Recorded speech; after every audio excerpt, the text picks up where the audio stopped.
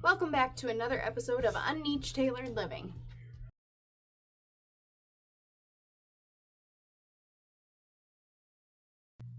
My name is Jamie, and I'm here with Mommy, and I'm her baby. That's right. Hello. Today we're going to talk about sourdough.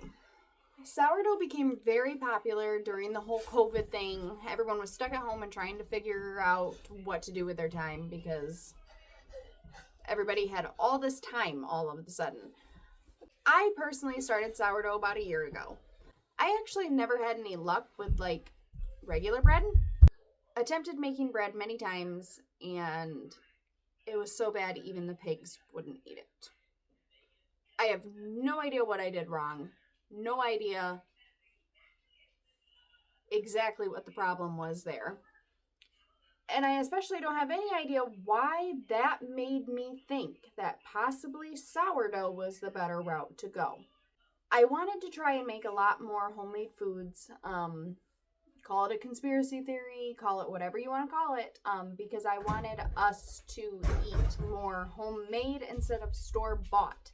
Not only does it help cut a lot of costs out of the way, it also is just all around better for you. We've been growing our own meat for years. It was time to venture out and do something else. People will say homesteading starts in the kitchen. I did it ass backwards, as per usual.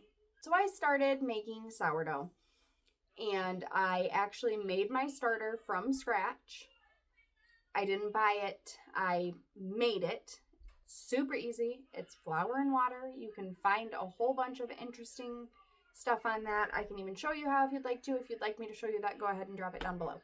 So I decided sourdough was the way I was going to go. And I started making the bread, and the funny thing is I never really liked sourdough. I don't know why I thought this was a good route to go, but for some reason I did. I thought these beautiful artesian in-depth sour loaves are what I want to cook, even though I cannot make regular bread to save my life, and I don't like sourdough. That has changed, by the way. I eat a ton of sourdough now. So I started making the bread, and my first probably 5 or 6 loaves turned out horrendous. I mean, they were flat, they were dense, they were doughy, they were just awful. Come to find out after a lot of trial and error, it was probably because my starter was still so new, it needed more time to, roll into things. It was all trial and error. And during one of the loaves, after I baked it and I thought it was going to turn out so good, I thought for sure, this is the one that's going to turn out gorgeous. And it didn't. And I sat down on the floor and I actually cried and I could not figure out why. But I remember sitting down on the floor and just feeling so defeated and so upset. And, Wyatt kept telling me, well, you'll get it. And I just couldn't figure out why I couldn't do this. Why was bread so hard for me? So at that point, I just kept winging it. Through the process of winging it, I was able to make good quality bread, because what works for one person doesn't always work for somebody else. And you can do all the research in the world, but that doesn't mean that if you follow that to a T, that yours is going to look like theirs. You have to figure out what works for you. And that is one of the biggest things I can stress to anybody who wants to make any kind of sourdough bread, really wants to make anything. You have to find what works for you, not what works for everybody else. And ever since doing that, my bread has turned out stupendous. I've actually opened my own micro bakery. I sell bread at events. Some loaves still are not as good as others. We just had a really bad cold snap. I mean, like -degree cold snap, and that really did affect my starter and my bread, and it is what it is. Inclusions, stuff you add into them, can change the way of the bread. There's a whole bunch that goes into it, but the best thing that I can stress to you is don't stress about it. Try. Trial and error. That's the only way you're going to learn. And then the weather's going to change and you're going to turn around and you're going to learn again. So without further ado, that's my fun backstory on my sourdough. So why sourdough? Why should we use that? What is the purpose behind it? A lot of people like the taste. I did not like the taste. It was at this point, it's more of an acquired taste for me because I make so much of it and I can make it and the health benefits are there. So we eat a lot of sourdough and now I don't even taste that it's sourdough anymore. I used to get that really sour taste. Now I don't. I'm just used to it. It's an acquired taste. My kid, same thing. She eats the crap out of our bread. I took some with us to a market last weekend and her cousin was there who was the same age. And they both got excited for bread and opened it up and each took a piece. And my kid was sitting there eating it and her cousin put it back because she didn't realize it was sourdough and she's not used to it. So anyways, it is a kind of an acquired taste. I think I acquired it. I like it now. It's great. But there are a lot of actual reasons to eat sourdough. It is a lot easier to digest than regular, say, white bread. So sourdough is actually a fermented bread. It is a fermented product. And that actually breaks it down and makes it a lot easier to digest. How it breaks down is it breaks down the starches and the gluten. And it actually does all of that before it reaches your stomach. So this is why a lot of people with gluten issues don't have as much of an issue with sourdough products. A lower glycemic index. What it does is it actually releases the sugars slower. So it isn't quite a sugar rush as what most people get from eating carbs and breads and things of that nature. So it also helps avoid blood sugar spikes. Kind of subnote here, it is better for gluten sensitivity. The fermentation breaks down that gluten into amino acids, which makes it safer for the people with the gluten tolerance, which is, what I said before. There is more beneficial bacteria. Bacteria in bread. Who knew? So it's actually a healthy bacteria for your body. There are also fewer preservatives. Sourdough contains acetic acid, which naturally deters the growth of mold. It is higher in protein content. Sourdough is also just naturally more nutritious. It contains lower levels of phytate. I don't even think I'm saying that right. I don't know. I'm not a scientist. Phytate, which, anyways, it allows your body to absorb more of the nutrients. So back to the blood sugar, it kind of stabilizes a little bit more. There's a whole bunch of reasons on why, if you're into that sort of thing, or if you just want it because you want the taste or want to make it for something to do, whatever. It's all you. You do you, boo-boo. Do what you can. Anyways, so I'm going to walk you through the steps on how I make sourdough. Enjoy. Nice. First, I start off bright and early before work by feeding my starter. A lot of people go by grams, a lot of people go by measuring. I go by neither. I tend to just kind of feel it out and go by texture. I will tell you that you probably do want to use filtered water for this process. You're going to kind of somewhat evenly do flour and water to feed your starter. Sometimes you may need to discard depending on how much you are planning to make, etc., etc. This is just my process. Then you're just going to stir it all up, mix it together, make sure it's the right consistency. I like mine a little bit on the thicker side. I seem to find in my home that works better for me. Some people like it more on the watery side. It is completely up to you in what works for what you are doing. One thing that I cannot stress enough is do not put any of your sourdough down the drain. I have clogged my drain twice thinking I was stopping all of it from going in there and I wasn't. Don't do it. Learn from my mistakes. Now you're going to mix the dough. I'm going to make a double batch, so mine's going to look a little bit differently. My recipe calls for a 1/2 cup of starter, 1.5 cups of water, and some salt, and 3 cups of flour, I believe it is. I had everything pre-measured out for this, making a double batch. I don't really remember.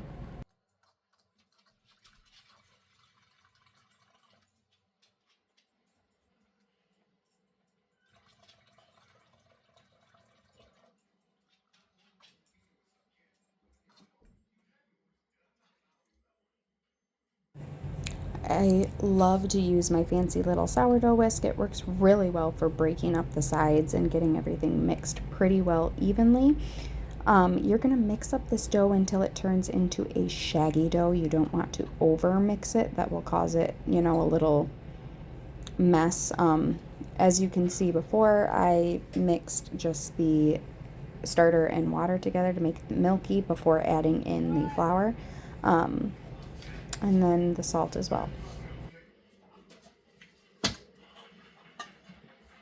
But that whisk works wonderful for this just because it is a little bit thicker and you do want it to be a little more, not necessarily mixed. You just want the dry particles out, essentially, is what it is. If you want to see what a, you know, dough looks like this, just let me know and I can, you know, show you what it is.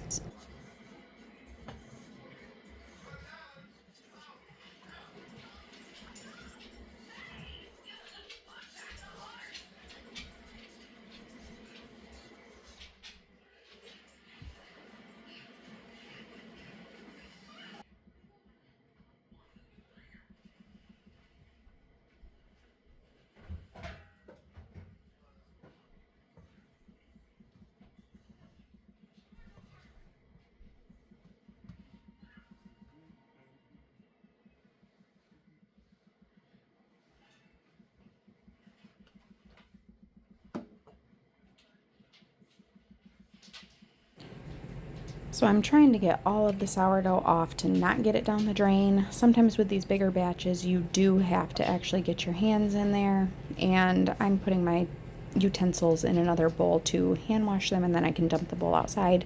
But this, you want it to be shaggy, so not fully together into dough form. Don't overmix it, and don't dump your stuff down the drain. I cannot stress those two things enough.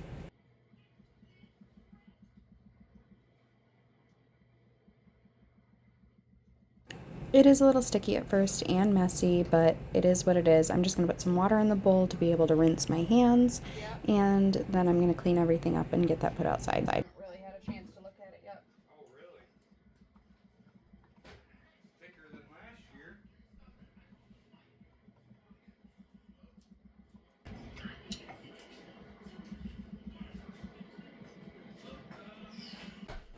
Next, you just cover your dough with a towel and let it sit for an hour.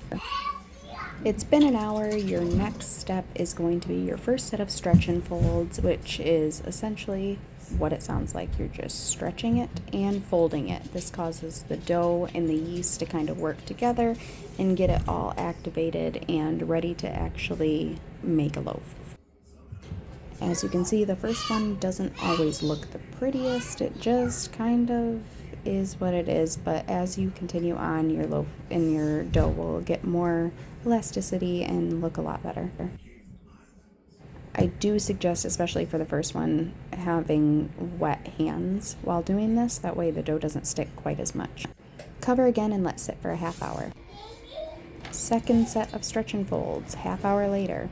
This is what it looks like from a different angle. As you can see, the dough does stretch and fold a little bit differently because that yeast has started becoming active and working like it should and forming an actual dough with itself.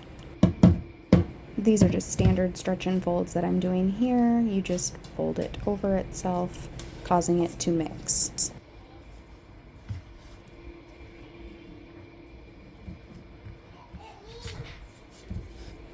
Next, I'm trying this new fold. It's called a coil fold. I am still not very good at them yet. I don't think I'm doing it right. I'm not really sure.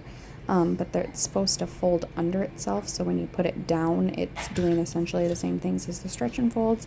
I don't know. I'm just trying it.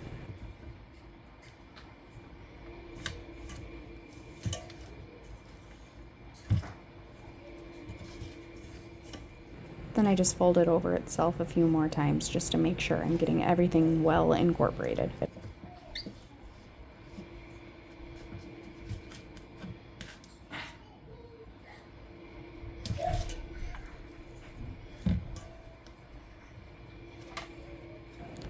Cover again and let sit for another half hour.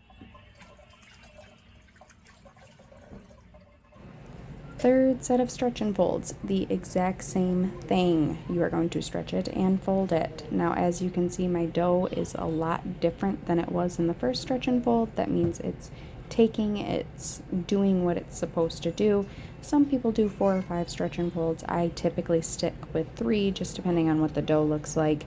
No hard and fast rules, guys. Follow your heart. Do what the dough tells you to do. It's not a rule book.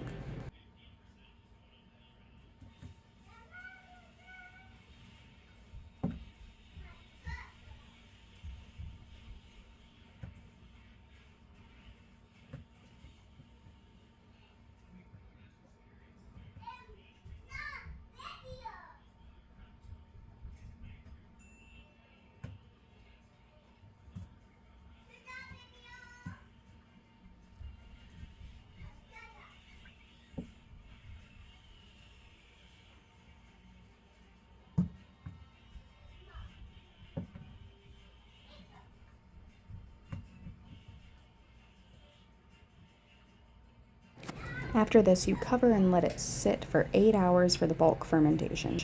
So for me, that is overnight. And then I just kind of clean up my mess, do what needs to be done to kind of do the closing shift. I also tend to do any prep during this time for any inclusions that I'm going to be adding. These are going to be jalapeno cheddar loaves. Now, first thing in the morning is when I shape and add the inclusions. So ignore my morning face. This is before coffee, before anything. I just try and get it done. Make sure your surface is clean because you will be using it, whether it be a cutting board, your counter, whatever. Just make sure you clean it all up.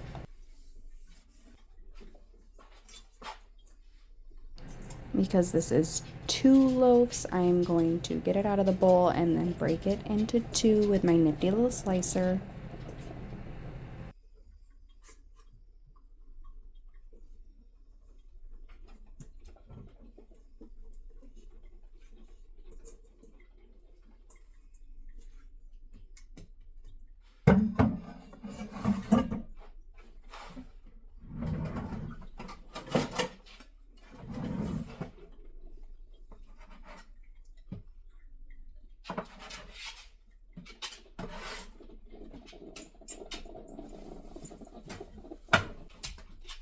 You're going to take your dough and stretch it out into a rectangle, or as rectangular as you can possibly get it.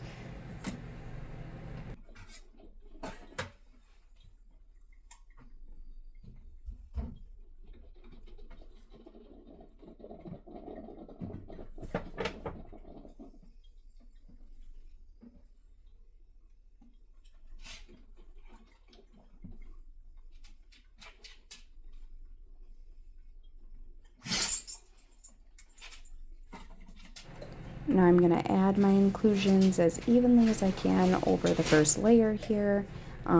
If you're not adding inclusions, you can skip this step.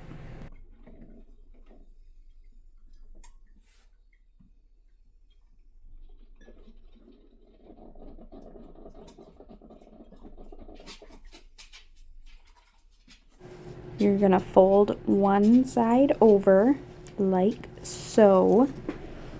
And then you're going to add more inclusions to that top part there.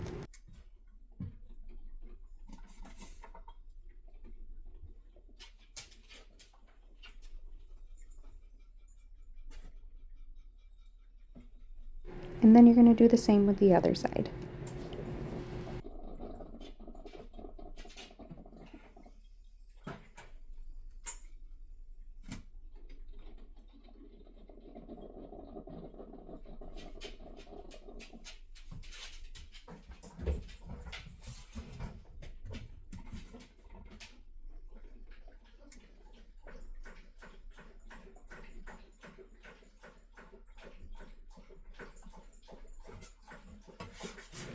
Now you're going to roll that up like a burrito, trying not to lose all of your inclusions, and then you're going to do push and pulls to shape the loaf, which is pretty much a candy cane motion. Pull it towards you, push it out, pull it towards you, push it out, and it's pretty much just what it sounds like.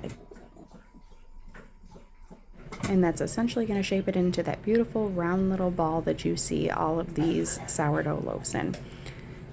Next, you are going to want to cover it with flour and then put it in your shaping dish. I use just regular towels and flour on that as well to keep it from sticking, but that's pretty much the gist of it.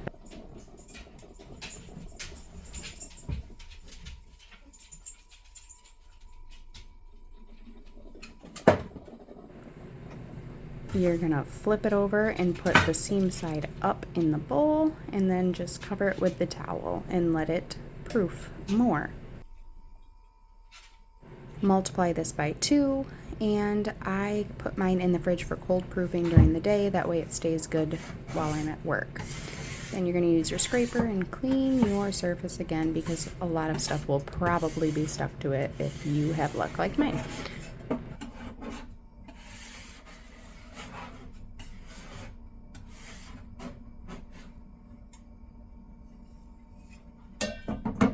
Again, guys, can't stress this enough. Do not put that stuff down your drain. I put water in the bowl, let it soak, put all my tools in there, and then when I get home, I wash the bowl by hand, dump the water outside, and then rewash it if need be.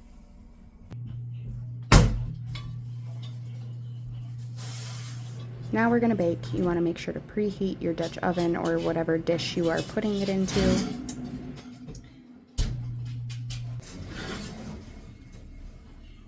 Now that my oven's preheated, I'm going to get the loaves out of the fridge and get them scored and ready to go.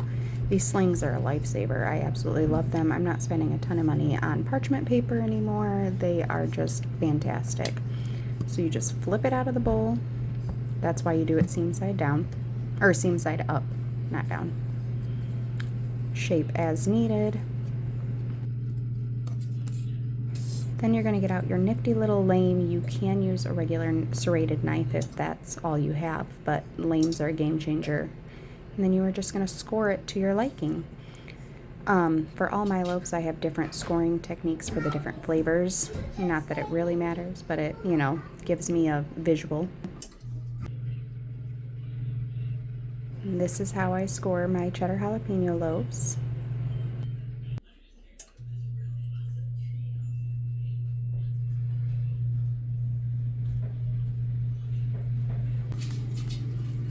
And then very simple, you just put it in the Dutch oven and you pop it in the oven.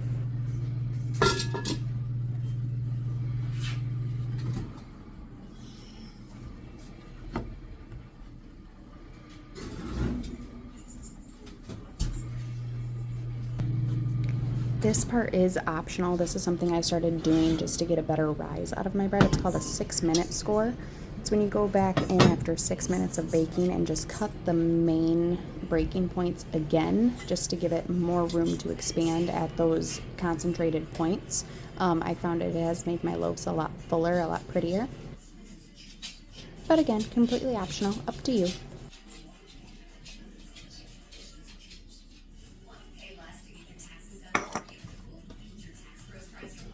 Then after that, you just put it back in the oven for another 29 minutes.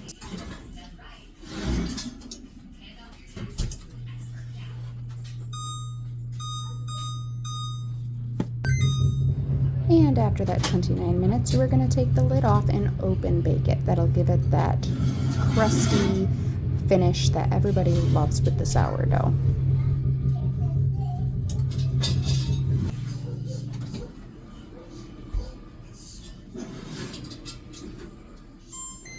After that, go ahead and remove it, and that's pretty much it, guys. You have a loaf of bread now. Congratulations. Hope you guys enjoyed this video, and be sure to do all your research on the sourdough, but remember that it's all trial and error, and just do whatever feels right to you at the time. If you want to see more videos like this, be sure to hit the like button. I will list all of the products used in this video down in the description below so you guys can find all of my favorite products and possibly find more for yourself as well. And as always, be sure to subscribe to the channel. Last but not least, remember to smile.